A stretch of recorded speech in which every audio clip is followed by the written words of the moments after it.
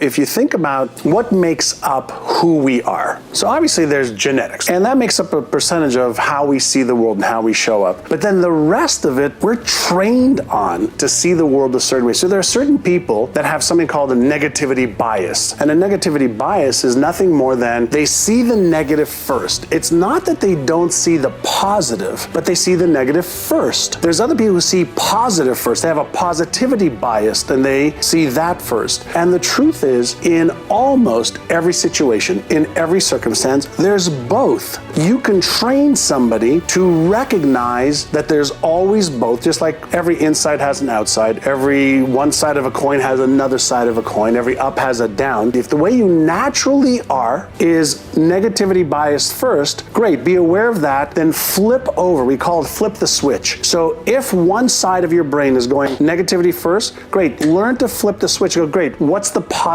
side of that? That's a skill you can learn, no differently than playing tennis or chess or music. You can choose at any moment positivity. You can choose at any moment gratitude. You can choose at any moment service. You can choose to change your mindset in an instant if you wanted to.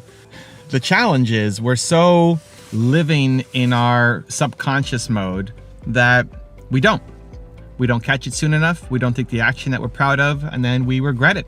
We regret it later on. This morning, I woke up really early. I'm very tired. I woke up at 3:45 a.m. for some reason, don't know why. Look at my watch, like 3:45 a.m. What? Oh man. Okay. Whew. Try to go back to sleep. Toss turn for about an hour, and then I got up. I was like, okay, it's 4:45. It's almost 5. Let's get up. And I got to work and started doing things. And then the crash hit me. The crash hit me, just not enough sleep. And everything inside me wanted to shut down. I wanted to just take a complete break, not do my walk in the morning, not take the dogs out. Well, the dogs have to go out, but not do my routine, not do any of my usual stuff, not record videos. Today's a Tuesday when I record, it's video recording day.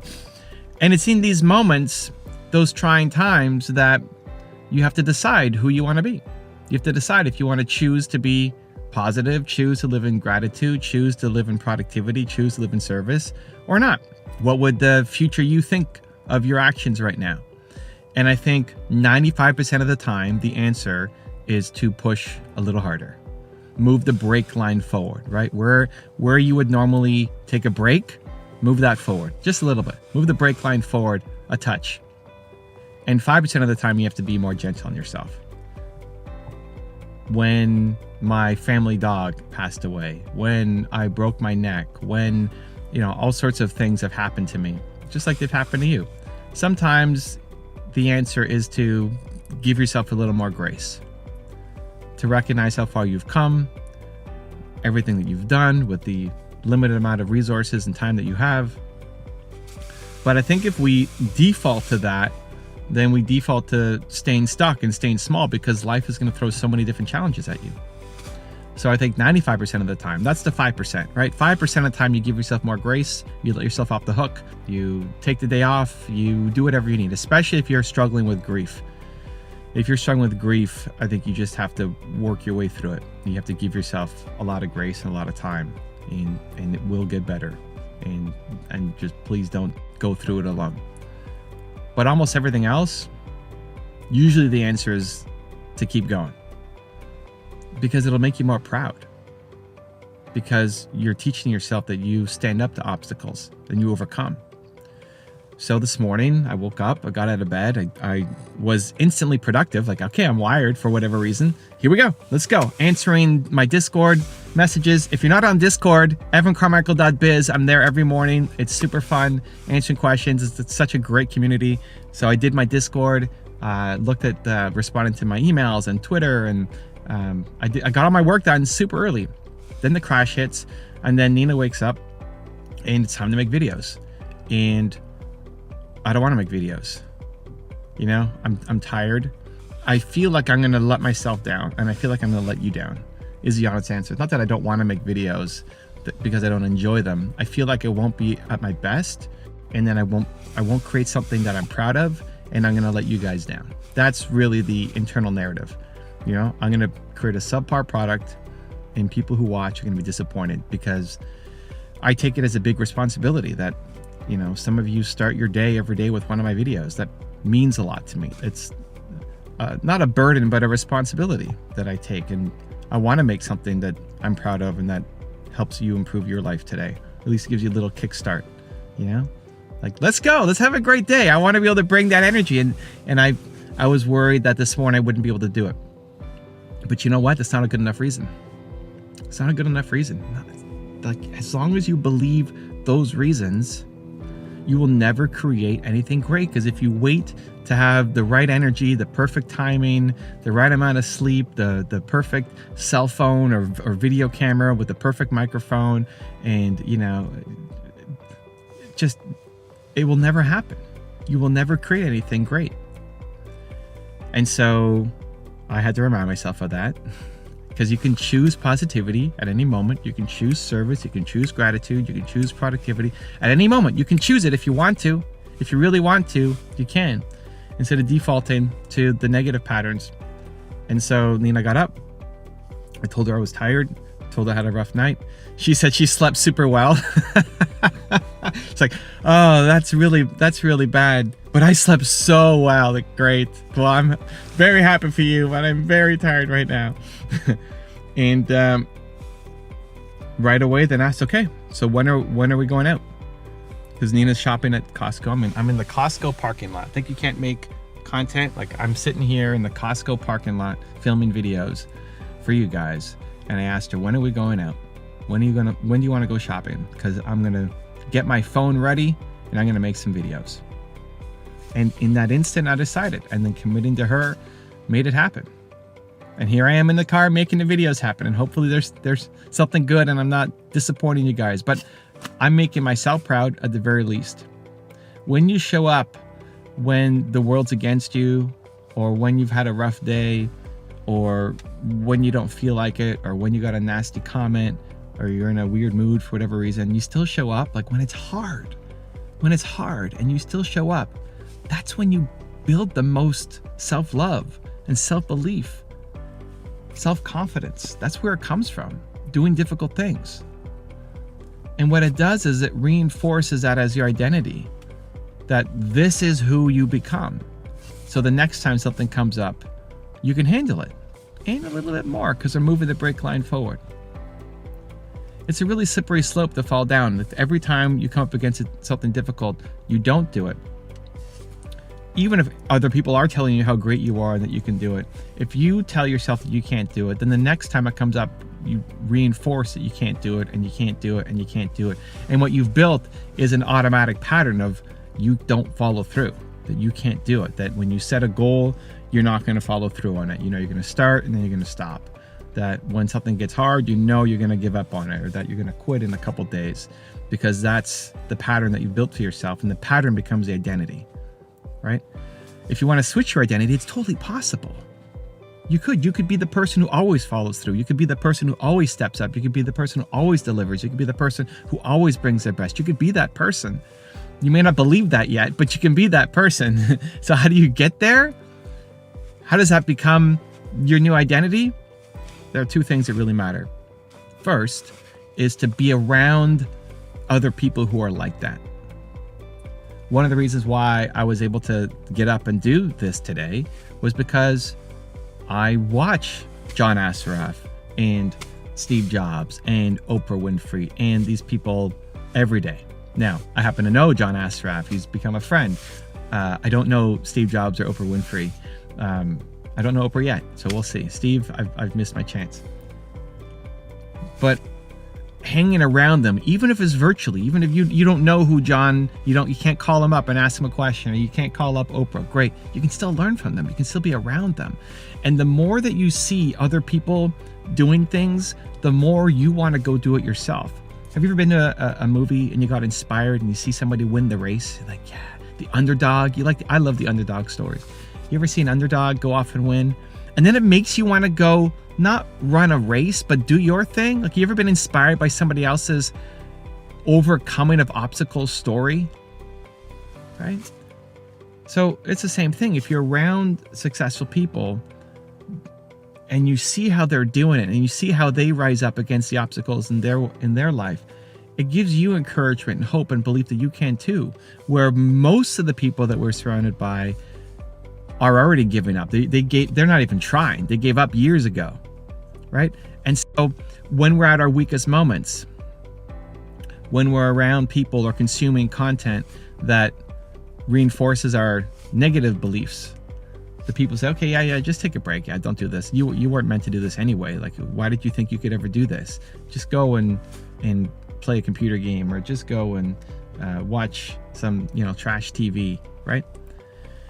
Just go and get distracted for the day. Pretend like you're doing stuff, but you're not doing anything that's going to make you proud, right? Just scroll through Instagram all day like everybody else, right? When you're around that, then it's so easy for you to fall down that rabbit hole when you're not at your A game.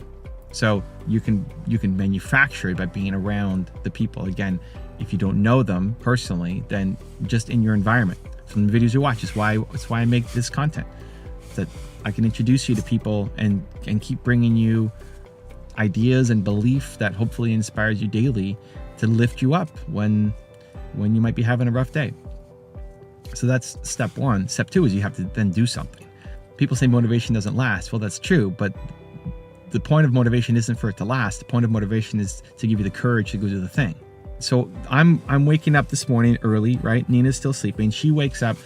But before she wakes up, while I'm doing my work, while I'm hanging out in Discord, first the Discord's super fun. I'm connecting with entrepreneurs. And so it's already getting me in a good mood. And then I started watching videos from my own top 10 channel. So as I'm working, I've got, who did I listen to today? I had Bill Gates on. We had Jeff Bezos on. I had an old Richard Branson one on. And their voices are in my head as I'm working. And so then when Nina gets up, it's like, okay, let's go to work.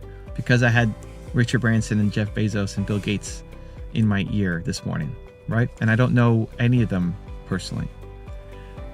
And so you can do that too, right? But the whole point of that motivation is then to give you the courage to go act.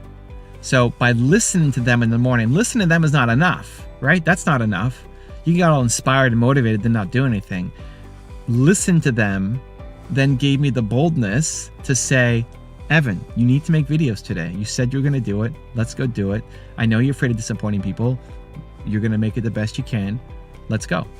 Because I imagine, what would Bill Gates tell me? Or what would Jeff Bezos tell me? What would Richard Branson tell me? They tell me something like that. I think. I hope. I don't think they're going to say, you know what? Just quit.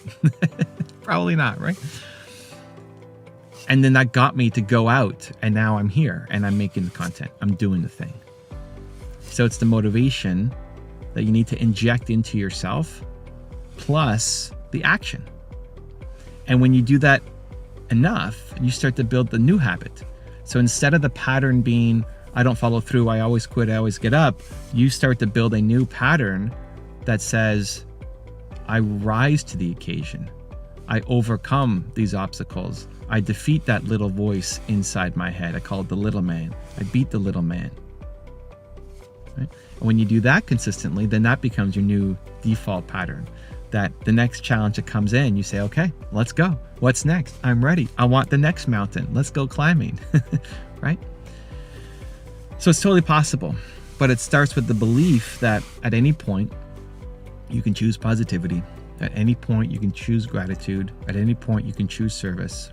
No matter what's going on in your life right now, there are millions of people who have it way worse than you. And you can choose the light, and you can choose to help, and you can choose to inspire.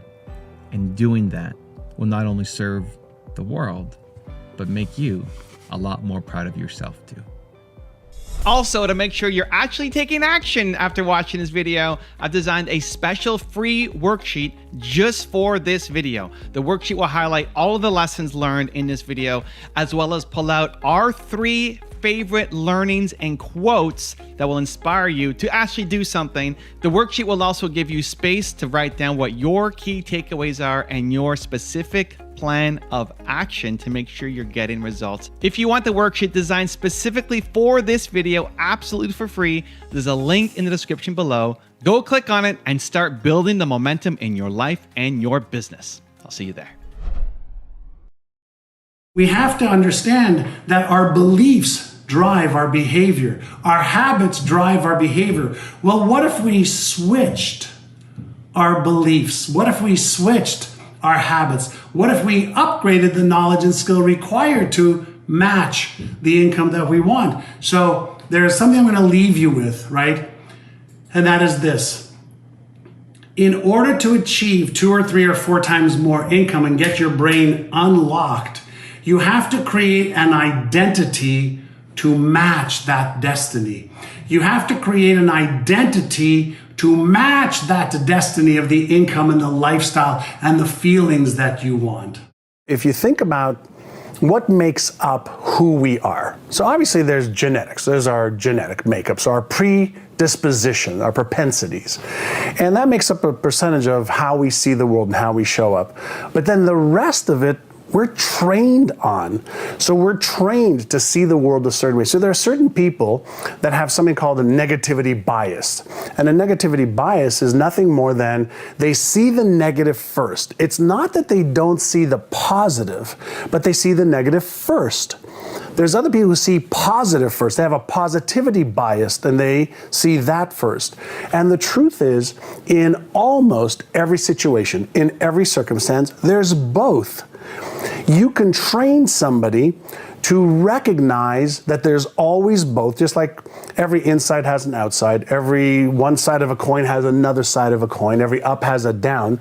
That's called the law of polarity. And in the universe that we live in, there is that law of polarity. And so you can teach somebody, say, okay, if your propensity, if the way you naturally are is negativity biased first, great, be aware of that. Then flip over. We call it flip the switch. So if one side of your brain is going negativity first, great. Learn to flip the switch. Go, great. What's the positive side of that? That's a skill you can learn no differently than playing tennis or chess or music. When you sit down to meditate, do you come with an intention then each time? No, once I sit down, then I ask my intuition, hey, what is it that you want to be doing today? What is it that you need today? So we all have this intuition, which is different than our instinct. But this intuition, right, it's what we know before we think. And so when I sit down, I say, okay, hey, what's the intention for today? And sometimes the intention is to just let go and see what happens. Sometimes the intention is I'm searching for an answer. Sometimes the intention is, well, today focus, today let go, today just breathe. So I just listen. It's the art and the subtle science of paying attention. Back in 1987, when I bought the franchising rights for Remax of Indiana, I had no idea how to build a company. I was, 26 years old, and but I had another mentor who I invested $75,000 to become his partner, to have the opportunity to learn from this man who at the time was worth probably $100 million. And so I was very, very keen on learning, and I didn't know how to build a business. I didn't know anything other than how to sell real estate. And I set a goal to generate $1 billion a year in sales. And I set the goal for 5 years in the future, not knowing $1 billion goal is like mind-boggling big for me. And there was an interview the second week I was in Indianapolis. I moved from Toronto to Indianapolis for this opportunity. And I was interviewed by the Indianapolis Business Journal. And I said in the interview that I had a goal for $1 billion. And the reporter said, are you aware that there's 2 companies that have been in the state of Indiana for 80 years, one, 100 years, the other one, and they haven't hit $1 billion in real estate sales in all of these years? And I said, yeah, I know. It's Graves and Tucker. And you can let them know that I'll be the first. Right? And as I said that, I almost felt like I put my foot right in my mouth because I didn't know how I was going to do it. Right. Long story short, 5 years later, we sold enough franchise, recruited enough agents. We did $1.2 billion, and we were stuck, which is a great place to be stuck. And I was asking myself, how is it possible that I'm training these agents with strategies, with tactics, with selling skills, marketing skills? We were like the gurus of here's the books, here's the cassettes, here's the trainers, here's like out of the deep end. And the agents who, for example, would make $30,000 a year kept making $30,000 a year. The agents who made 50 kept making 50. The agents who made 100 kept making 100. And so I realized that they weren't missing the skills or the knowledge. There was something else at play. And what helped me from the age of 19 to 27, 28, 30 was every single day, and I still do it today, and I'll share this with you in just a little bit. Every single day, I was priming my brain with the beliefs and the self-image required to achieve the goals that I want. When we talk about reprogramming, I think the important thing to understand is 99.9% of what we think, what we feel, and what we do, although most people think I'm in control and I'm the one doing it, it's really non-conscious patterns that are repeating themselves over and over again. So let me explain. When you and I were born, the only neural networks that we had were for survival. Right? We didn't have any beliefs of, are we good enough? Are we smart enough? Are we worthy? We didn't have any experiences to show us that that's a scary situation, that one's not. Snakes are safe, or snakes are dangerous, or spiders, or heights, or whatever the case is. So over the course of the first 7 to 10 years of our life, our brain's plasticity switch, our brain's switch that connects all of these neurons and creates the neural map in our brain is being created in the form of millions of connections per second. By the time we're 10 or 12 years old, that switch basically goes off, and now there's more selective creation of neural patterns based on what we like, what we dislike, what we experience, what our parents tell us, what our teachers tell us. Up until that time, we're just an empty, open nest where everything's being formulated. And so what happens is after 10, 12 years old, we're pretty much running on autopilot. And we become conditioned or trained to see the world a certain way, to feel certain things, to behave in certain ways. And so most of our life we're working on autopilot because the non-conscious processing parts of our brain is working at 400 billion bits of information per second and trillions of electrical and chemical reactions per second happening without our thinking about it. And so for adults, 25, 35, 45, 50, we have these patterns that we have to revamp, almost like a remodeling of our own brains. If you think about, when you're driving in a town that whether you're at home or in a city that and all of a sudden you see a detour. If you take a detour and then you start driving down that new detour for a day, 7 days, 2 weeks, 3 weeks, 4 weeks, that detour becomes the new easy road to take. Even though you're used to going a certain way. The brain works the exact same way. So if you've got these patterns that are easy for you, your brain wants to take those patterns that are easy for you. Easy thinking patterns, easy emotional patterns, easy behavioral patterns. Why? Number one, because it's less energy that the brain needs to use. So law of best use of energy in the brain is where it goes first. So the way you retrain your brain using, for example, the 4R process is you recognize my patterns of thought, my patterns of emotion, my patterns of behaviors. And you ask yourself, are these going to help me achieve the goal that I want to achieve? Whatever the goal is. It's just yes or no. If they are, great. If they're not, then what you want to be doing is saying, okay, how do I change that path? How do I change my thinking? I'm learning that I could be still. I'm learning that I could be aware of my thoughts, but then let them go, and I come back to focus on a sound wave in this particular meditation. And then what happens is, over a period of practice, you realize that your body disappears. You're no longer in this physical thing. You're no longer having these waves of thought after thought after thought after thought after thought after idea, positive, negative, and everything in between. And in that space of recognizing that I'm not my physical body, I have a physical body. I'm not my thoughts, I have thoughts. I'm not my emotions, I have them. when you start to train yourself to use your brain better, more efficiently, more productively, you realize that I am one with this, incredible universe. So what's the big deal about that? Well, the big deal is that if I am one with this universe, with this energy, with everyone and everything, and that's where everything percolates from, is it possible that all my answers are right here, right now anyway? And the answer is yeah. And so meditation is about practicing. And we know that we have different brain waves. So right now, as people are watching or listening, they're in this beta brainwave frequency where their brain is oscillating at a certain frequency. And there's 50 different brainwaves going on at any given time. But what happens is when I move from beta to alpha to theta, delta, or gamma, I'm actually accessing and activating different parts of my brain, which now gives me this deeper, greater sense of awareness of a much bigger, onion that I'm used to seeing. So I'm living on a layer of an onion. And what if I could see like 10 layers up and 10 layers down? So all of a sudden it's like, wow, look at who I am, what I am, who you are, what you are. And in that realization, in that awareness, I can now start to have different choices made. And so meditation is a practice of awareness. It's a practice of going internal instead of external, which is where most people live their lives every day.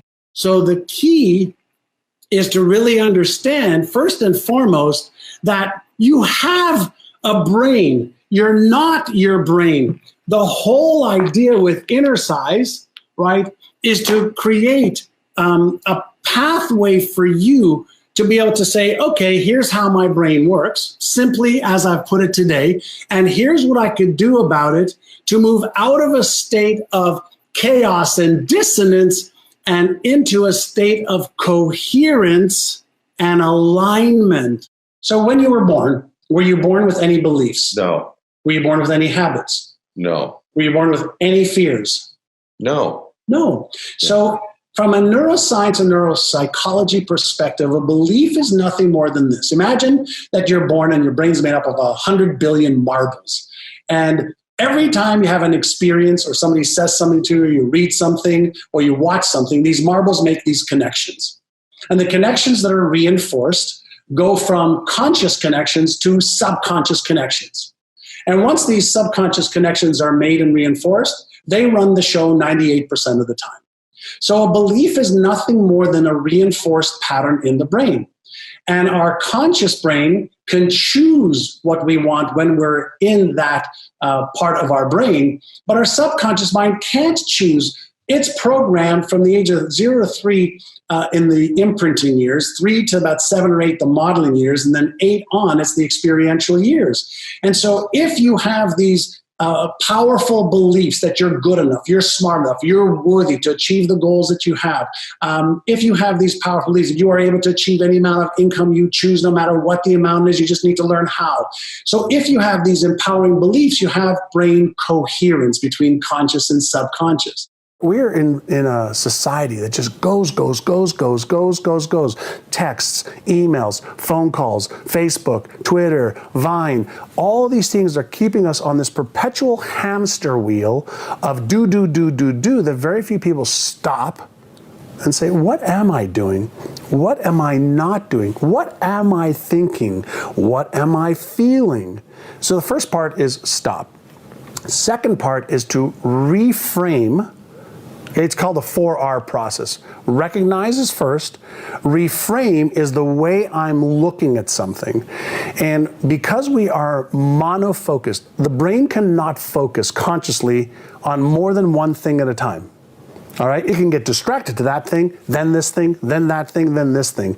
The art of multitasking is actually one of the worst things that you can do from a neurological perspective. Highly successful people are able to monofocus on the right things. So when you learn to reframe your brain's ability to look at this, then look at this, then look at this, but stay focused on what it is that you're looking at, you see different perspectives of it. The next part is to release the emotional stress that most people's brains are under. How do we get into this emotional stress? Well, when we have fears, there's 50 different types of fears. Fear of success, fear of failure, fear of disappointment, fear of being embarrassed, fear of being ashamed, fear of being ridiculed, fear of fill in the blank. When our brain goes on these automatic fear circuit drives, then we're in a state of fight or flight. In a state of fight or flight, over a course of a day, a week, a month, our ability to actually use our thinking center, the left prefrontal cortex of our brain, actually diminishes. Our brain gets hijacked into this fight or flight response system over and over and over and over and over again. And that response system is actually pretty healthy initially to get you going and out of the gate. But if you are always in this fight or flight response mechanism, you're on this hamster wheel, you actually start to get burnt out. And you can't think, you can't use the genius part of your brain. You can't really activate the part of you that connects to the entire universe of intelligence within you and outside of you. And so you learn to release that tension to be able to put the foot back on the gas, change the gear. If you think about what happens when you're driving a stick shift car, you put your foot on the gas in first gear and the car just goes. But if you keep your foot on the gas in first gear, you're going to burn out the engine. So what happens in the release part of using your brain is you go from first gear, pause, second gear, pause, third gear, pause. You're able to use the engine more efficiently to go faster. Exact same thing with our brains. If we learn how to release the tension and switch gears, release the tension, switch gears, that's the art of release and go. And that causes the fourth R, and that's we retrain our brain to operate at higher levels of our intelligence, genius, and abilities. What happens if at the subconscious level, okay, so you have conscious goal, conscious vision, conscious reasons why I want to achieve it. What happens if at the subconscious level, let's say for weight, you've tried to lose weight before, and maybe you have, but then you've gained it back. What if you've done that 3 or 4 or 5 or 6 times? Is that pattern, okay, the memory, the pattern, locked in the subconscious mind of all those experiences? Is it there? So here's how the brain works.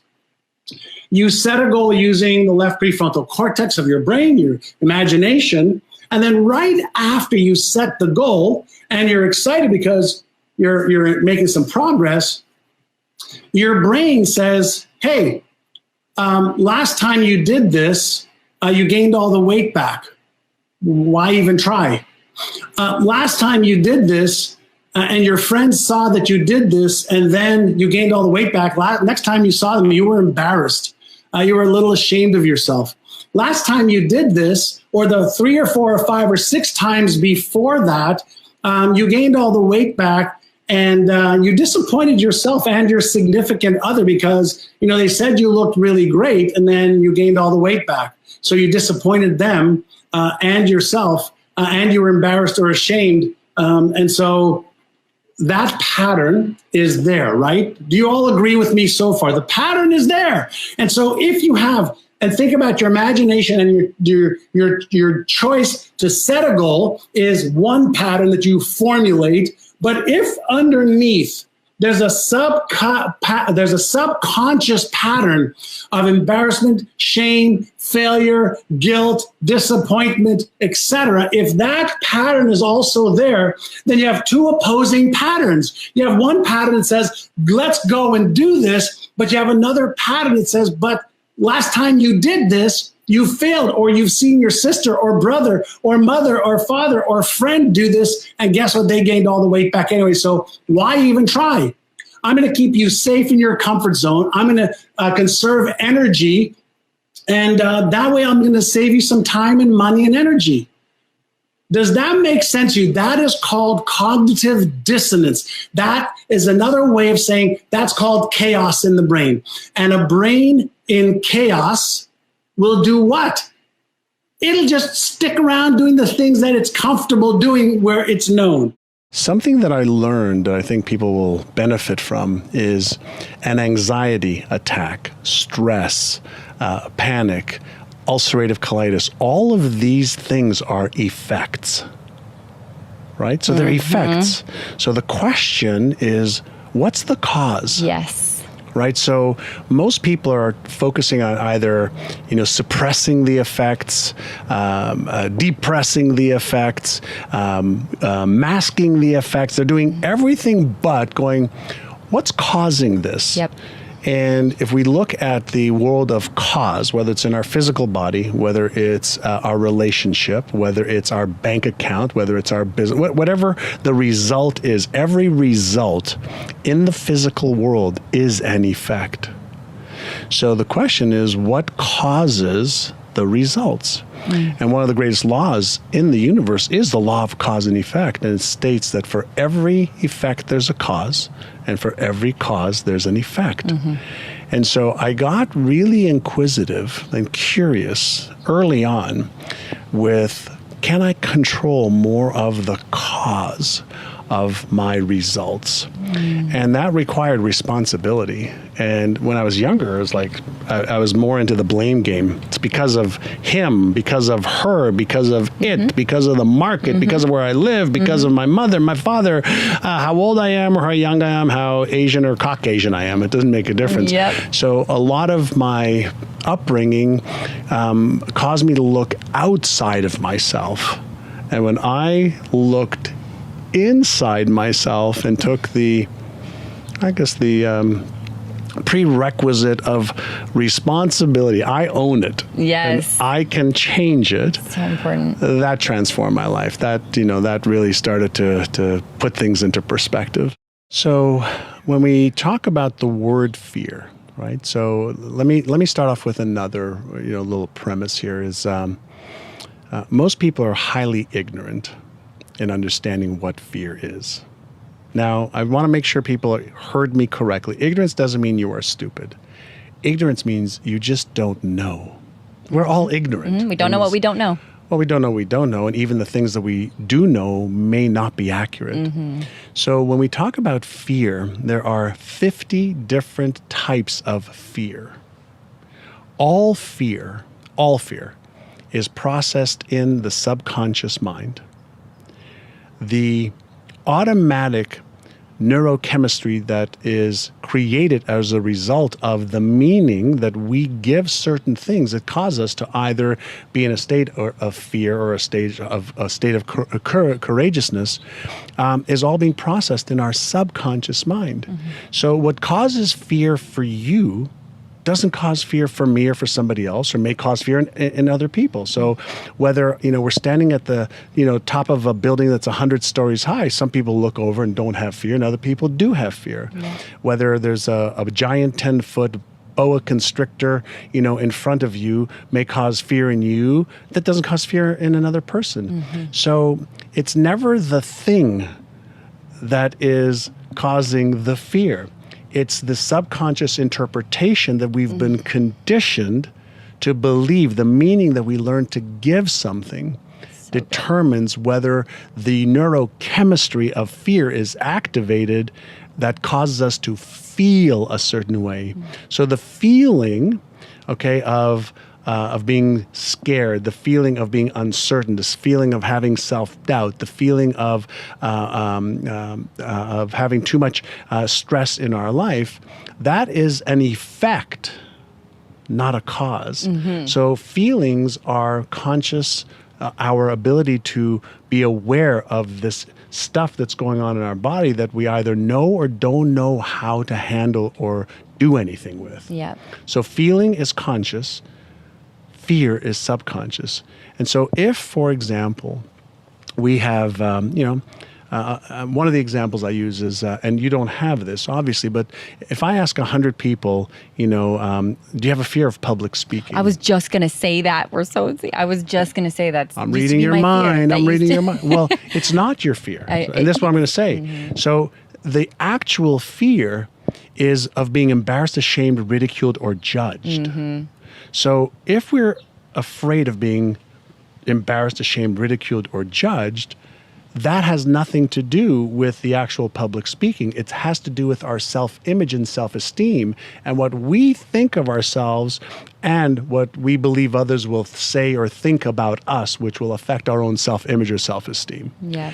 So fear is triggered based on subconscious patterns and feelings of certainty about something that may or may not be right. Mm-hmm.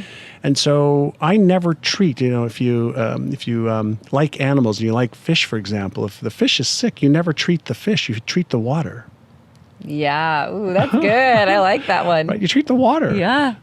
Because it's the water that's causing the fish to be sick. And so whenever we're dealing with fear, fear is a signal. So if we're driving our car together, okay, we're driving down the street and all of a sudden there's a light that pops up on your dash. You don't go, oh my God, the light came on. No, it's a signal. There's either something, maybe the trunk opened, maybe you're low on air, maybe there's a leak in your oil, maybe your coolant in your in your engine needs topping up. The light is just a signal that something in the engine is going on.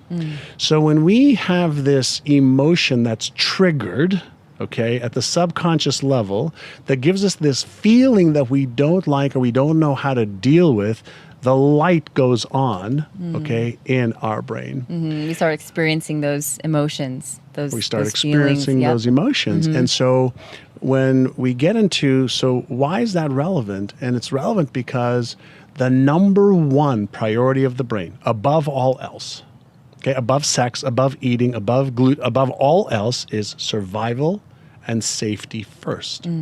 So when that fear signal is activated in the brain, your brake goes on, your motivation stops, your thinking brain deactivates, and you're either going to fight it, you're going to freeze, you're going to run away, or you're going to faint. Those are the 4 F's of fear, of what happens when that response happens. And to the untrained person, it controls them. To the trained person, like a Navy SEAL, like a firefighter has to learn how to feel fear and go into a burning building. Like an astronaut, she has to learn how to step out of the space station and go work with a robotic arm, knowing that she might be blown away into space.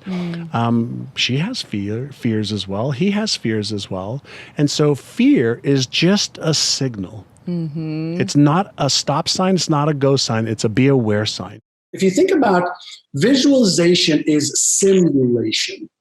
Now, here is the difference. Whoa, that's good. Okay, go ahead. So visualization is simulation. So when we close our eyes, or even if our eyes are open and we start to use our Einstein brain, the imagination, we now have just activated one of the biggest centers of our brain, the occipital lobe, that's connected to the motor cortex. It's connected to the motivational circuit, the nucleus accumbens, that releases that dopamine that makes you feel good, that makes you want to take action. So if you visualize yourself achieving the goal, if you visualize yourself behaving in ways that match the new belief, if you even visualize the words, or you take the words on a sheet of paper, and you read them, run your right finger across it, run your left finger across it, close your eyes, see it and feel it, your brain is creating a mental movie with the words. And as it creates a mental movie with the words, that's happening in your subconscious mind.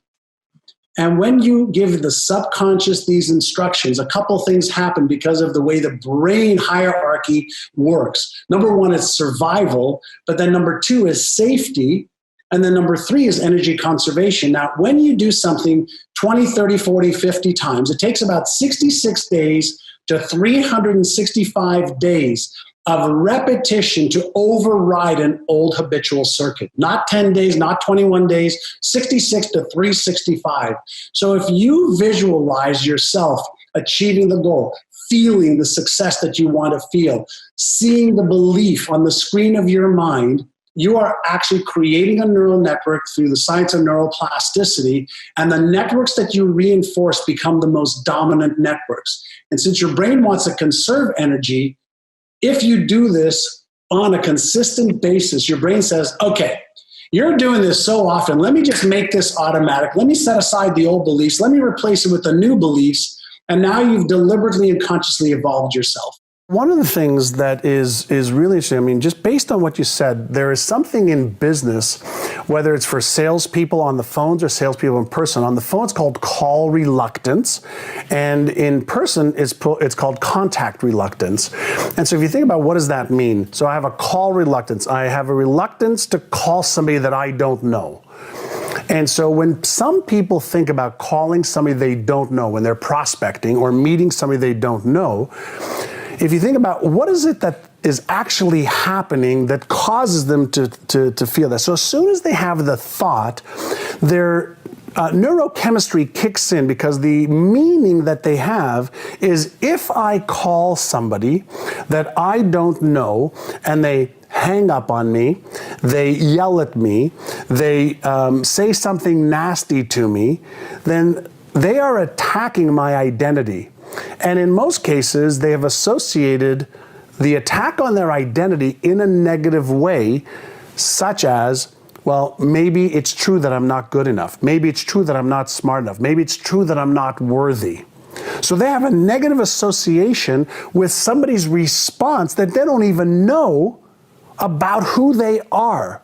So the first thing we work on is, let's focus on your self-esteem, because it's the self-esteem that's being attacked. My self-esteem and self-worth is being attacked. So when my self-esteem and self-worth is being attacked in a negative way or unpleasant way, I'm going to process that as danger in my brain.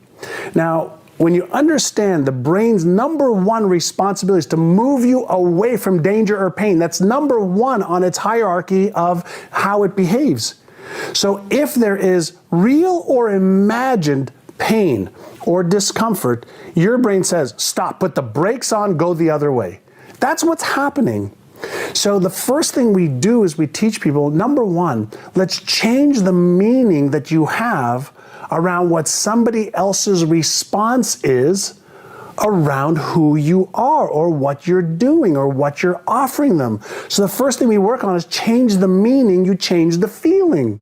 For the people who think that the law of attraction is, think, believe, and you'll achieve, first I'm going to tell you that's.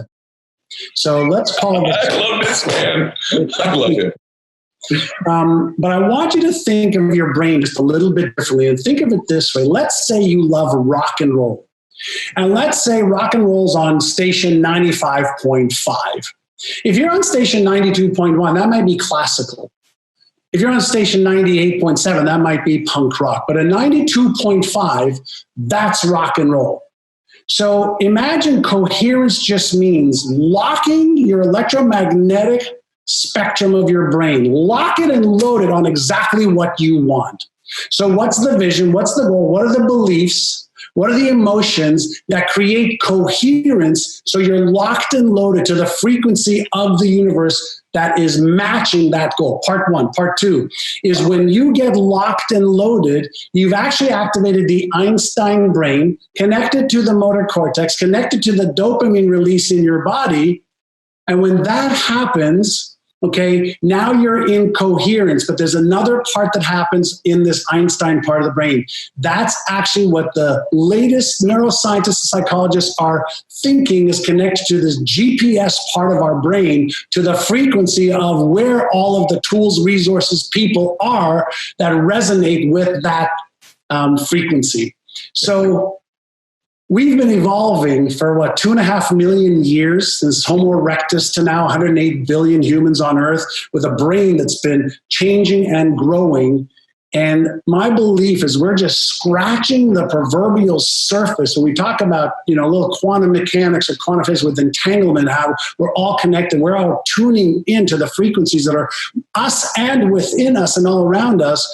Now, when we learn to use our brain better, it's just mind-boggling how we can achieve goals and dreams that we thought were impossible to achieve before. This is the fun part now. I have a philosophy that every moment, every precious nanosecond and moment is perfect. And so when I connect to the perfection of that moment, there's really nothing to do. It's to be aware and to allow, to surrender, but not to give up surrender. But to understand that, as we are talking right now, The oceans don't need any instruction what to do. The planets that are moving in their elliptical orbits around the sun don't need yours or my intervention. The universe, the Milky Way galaxy that's flowing through the universe at 1.5 million miles per hour doesn't need yours and my instruction. So that means that every moment is perfect. So I want to connect to the perfection of every single moment, be aware of that every single moment, and realize that many things are not to my taste, many things I don't understand, but that doesn't mean that the moment isn't perfect. Every human being has a relationship with money, and money is something that envelops people's brains about what they buy, what they don't buy, whether they buy, business class or first class or regular economy seats, whether they're always looking for the cheapest or the most expensive, the nicest or average, how much they will tip, how much they won't. We all have a money story that we've developed mostly from our parents and the people that we lived near. And we developed this relationship around money and our beliefs around money. Are we good enough to earn that amount? Are we worthy enough to earn that amount? Is it worth it or not? And so one of the things that Mary Morrissey says that we should do, she says for 7 days, write down the thoughts you have about money and notice when you're thinking and notice what you are thinking and notice that the money story you're telling yourself, is it positive, negative? Is it abundance thinking or limited thinking? Is it scarcity thinking or is it what? Fill in the blank. And so once you know your money story, and this is also something that one of our psychiatrists who works with us, Dr. David Kruger, says, once you know the story, the money story, that's when you can start to be aware of it and go, wow, where did I get these limiting beliefs about money, about my value? Where did I get these limiting beliefs of what I can afford and what I can't? Where did I get these limiting beliefs around how I behave with money? Let's say you have a car, which I imagine most people who are watching have a car. Imagine you're driving your car and a light comes on the dash. It's like, oh, I wonder what that light is. And you look a little bit closer and it says you're low on oil in the engine. Okay, so you're aware of that and the light stays on. And then 2 seconds later, another light comes on. And you go, what's going on? And it says that the rear tire is low on air. You go, God, what the hell is going on? And so you keep driving. You say at the next gas station, I'm going to stop and I'll fill up the air and I'll put some oil in the engine so that I top everything up. Now, why am I using that example? When we have an emotion, all emotions, everybody pay close attention. You have emotions, you are not your emotions. Emotions are different than feelings. Emotions happen as an automatic subconscious trigger when your brain is evaluating something you want to do or something that you are doing against the memory that's in there that's causing this old emotion of how you felt or what you did or what you were thinking or what you were experiencing at the time that the memory was created. So all emotions are processed at the subconscious level, and whatever pattern is associated with that behavior that you're doing right now or the incoming stimuli from the outside world is going to trigger this emotion, which then sends a neurochemical release that you feel as guilt and has the thought patterns of guilt or the emotions of being embarrassed.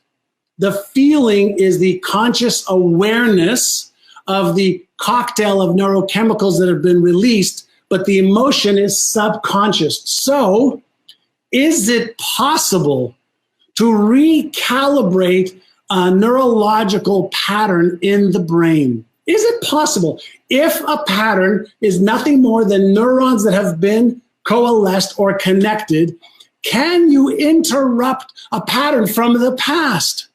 Is it possible to interrupt a pattern from the past? So answer that question. Is it possible to interrupt a pattern from the past? Right? So is it possible? Is it possible? Of course it's possible. Any pattern that exists in the brain is nothing more than a group of neurons, brain cells, that in many cases have 10,000 connections, okay, at the end of each neuron that formulate this connectedness between the neurons. So you can interrupt a pattern, just like you can interrupt and create a new habit. You can interrupt an emotional pattern, a behavioral pattern, a feeling pattern. And you can interrupt it using a variety of methodologies. You can take a pattern and you can visualize it getting smaller. You can accentuate it with colors, with animal images, with visualization, with meditation, with mindfulness, with affirmation, with subliminal programming. You can interrupt patterns. And even more important than that, based on the latest research on neuroplasticity, you can create a new pattern, and that becomes the new default pattern.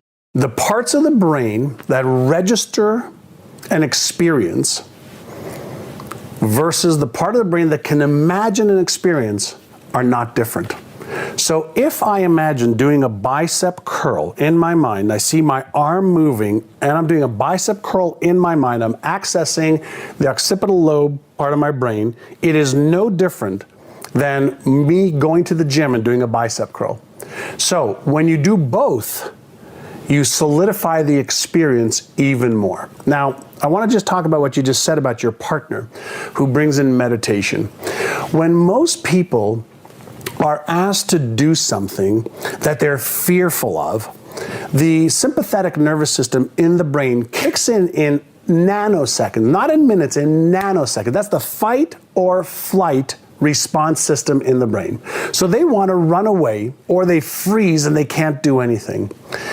But if you take that same experience that you want them to do and you have them do it in their mind first in a calm state. So first, if you have them visualize doing that and they feel nervous, but you just have them do one little thing, 6 breaths. Why 6 breaths? We know from the research now that if you imagine in your mind doing something that you're fearful of and you allow the parasympathetic nervous system to rule, that means that you're going to be shallow breathing, you're going to raise your blood pressure, you're going to activate your sweat glands, and you're going to activate all of the fight or fear response mechanism, the fight or flight response mechanisms. And that is a very tense situation to be in. What if you could take somebody and have them imagine that exact same thing, but before they take the action, they see themselves, they just take 6 deep breaths. 1, see yourself doing it. 2, 3, 4, 5, 6. What happens is because you're breathing deeply in and out, your parasympathetic nervous system, okay, kicks in. Why? Because that is the relax response mechanism in the brain. So if you consciously activate your relaxation response mechanism with something that would normally be stressful for you, you actually deactivate the fear center in the brain, the amygdala. And you actually open up your thinking center of your brain, the genius part of your brain that can actually override the fear center of the brain. It's a small little mechanism that you can just learn how to do. So I say you do both, not one or. Learn both. Goes back to upgrade your knowledge and skills of saying, why am I afraid? Which system of mine, is operating right now? So think about this. When we walk into a room, we could flip the switch and turn on the light because we want more light. Well, why not flip your own genius switch? Why not flip off the switch of fear and anxiety and stress and flip on the switch of calmness, certainty, and creativity? It's your switch. We just haven't been taught how to turn one switch off and turn one switch on. What if you said, okay, I want to make, let's just say $100,000 a year or $1 million. It doesn't make a difference. And I asked you, what do you need to believe about yourself to achieve it? So I need to believe I'm smart enough. Good. Write down, I am smart enough. What else do you need to believe? I need to believe that I am worthy. I need to believe that I deserve this. I need to believe that it's possible. I need to believe, you write down 5 or 6 or 7 beliefs that are just words on a sheet of paper. Now, let me stop for just a moment. I'm going to tell a story and come back to this. I want you to imagine that somebody tapped you on the shoulder sometime today and say, hey, I work with Steven Spielberg and Tom Hanks in Hollywood, and we have this new script, okay, that if you get really good at this script where you could read it in front of a camera without the script, we'll pay you $10 million. Now, I want you to imagine you've never seen the script, you don't know how to act, but they said to you, we're going to give you an acting coach. We're going to give you everything you need to memorize the script. We're going to give you everything you need to act it perfectly. What would you do to take that script that's on a piece of paper that you've never seen before? What would you do to take that script to make it yours, for you to own it? And the answer is you'd probably read it like what, once? Would you read it maybe 100 times, 200 times, 500 times? You think you might role play with somebody while you're holding the script in your hand? Do you think you might research the role? Do you think you might take a camera and practice it? And do you think that if you practice it 1 time, 50 times, 100 times, 500 times, you can finally put the script down and you can get in front of the camera and go, boom, here is the script? Do you think you could do that? Well, guess what? A script that's on a piece of paper that you don't believe, with practice, you start to believe. So what happens if you take a belief system and you start to imprint it into your subconscious mind, initially through conscious repetition? But there are ways to access the subconscious mind that we know today that are faster and easier than just doing it consciously. And so you take a vision of you achieving your goals and dreams. You take the beliefs you need. You learn how to manage your emotions a little bit better. And then you develop the habits, which again are nothing more than neural patterns in the brain that have been reinforced. And when you learn how to deactivate the destructive ones and activate constructive ones through spaced repetition and reinforcement, now you are resetting your default way of being. Oh. So a belief is nothing more than a reinforced pattern that if you learn how to deactivate it and create a new one, it's like a software upgrade for your brain. All we have, which everybody talks about, is this moment, this precious second right now. So the more I could be here right now, the more I'm living, the life that I want to live. I don't want to be focusing too much about the future, too much about the past. I can use those as something to, hope for in the future, as a guiding post from the past. But right now is the moment that every one of us has.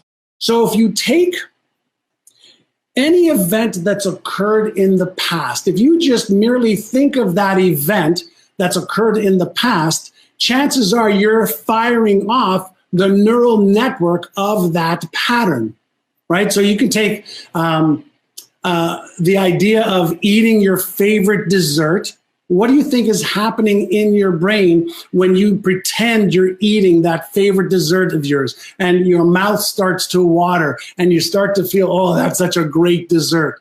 That's neurons in your brain firing and the neurochemistry that is associated with that memory firing. Now, let's say that you have a disempowering pattern of being embarrassed or ashamed or ridiculed, but instead of just thinking about the pattern and going, oh, I don't like it, as soon as you think about the pattern and it has I'm going to say a disempowering or negative emotion, chances are that means that the stress center in the brain has been activated. That means that your heartbeat's going to go up. That means that your sweat glands are going to be activated. That means you're going to breathe a little bit less deeply. You're going to be more shallowly.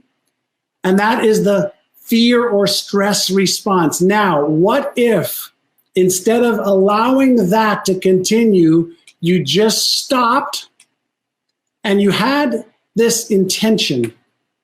I'm going to dissolve the effectiveness or the strength of this pattern. How do you do that? Well, first and foremost, you stop, you sit, and you start with inner size number 1 that actually I guide you through in the book, all right? And inner size number 1 is called Take 6, Calm the Circuits. So you want to move from your stress and react system to your relax and respond system. You have parasympathetic and sympathetic nervous systems, okay, that are triggered within the body.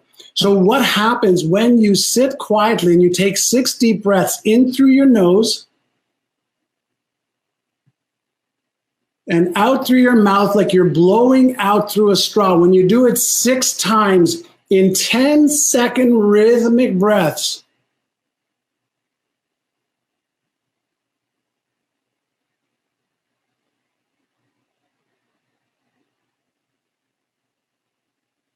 and you focus on the air that you're blowing out through your mouth like you're blowing out through a straw, that simple inner size is inner size number 1, Take 6, Calm the Circuits. It actually deactivates the stress, fear, embarrassment, shame, guilt circuit. And in a quiet, relaxed state, that same memory does not have the same power. But if you don't do it in that state, you do it in a tense, stressful state, you're actually reinforcing that pattern versus thinking about bringing up that old memory and doing this repetitively 10 times, 20 times, 30 times, 40 times until the neurons really don't fire that strength at that strength level. If somebody has, a fear, like where is that fear? If I have a fear of spiders and you don't, then that means that it's not the spider, okay, that's the issue. It's the meaning, the pattern that I have and the associations I have with, let's say, spiders, that's the issue. Well, where is that pattern? Well, it's in my non-conscious brain. It's in my brain. Well, what if I can disrupt that pattern using technology? What if I can disrupt that pattern using a variety of evidence-based methodologies, whether it's cognitive behavior therapies that you listen to and you participate in? Well, that is what we're doing. We're just helping people access the parts of their brain where the patterns exist, disrupt the pattern, help them create a new pattern so that the fear goes away. The emotion of fear is an effect, right? It's a feeling. So if we disrupt the pattern, we disrupt the unpleasant feeling that we call fear. So we've learned a variety of different ways that are all based in neuroscience and neuropsychology to disrupt patterns, create new patterns faster than ever before, so that people start to feel better about themselves and about anything that they want to achieve in their life. If you want another amazing John Assaraf clip, check it out right there next to me. I think you'll love it. Continue to believe, and I'll see you there.